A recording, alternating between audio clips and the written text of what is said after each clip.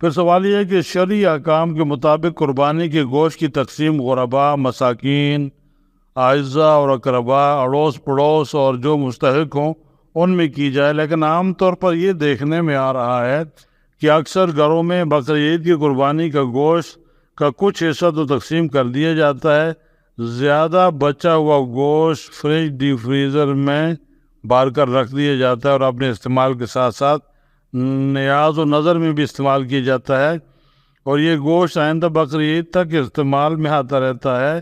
جبکہ زیادہ عرصہ فریج اور فریزر میں رہنے سے اس کی ماہیت اور ذائقہ بھی بے حد خراب ہو جاتا ہے اور اسے دیکھنے اور کھانے میں کراہیت آتی ہے۔ لہٰذا اس سلسلے میں شرعی طور پر مطلع فرما دیجیے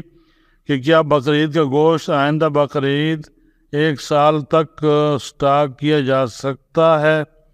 اس کا جواب یہ ہے کہ افضل تو یہ ہے کہ قربانی کے گوشت کے 3 حصے کیے جائیں، ایک حصہ گھر کے لیے،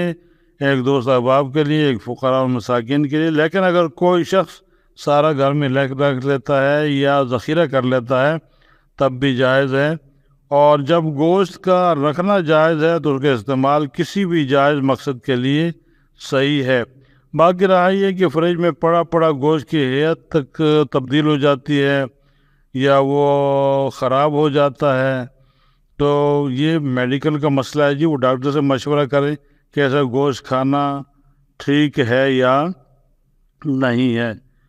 پھر سوال یہ ہے کہ قربانی کا گوشت غیر مسلم کو دینا کیسا ہے؟ تو اس کا جواب یہ ہے کہ قربانی کا گوشت غیر مسلم کو دیا جا سکتا ہے بشرطے کہ نظر کی قربانی نہ ہو، یعنی منت کی قربانی نہ ہو۔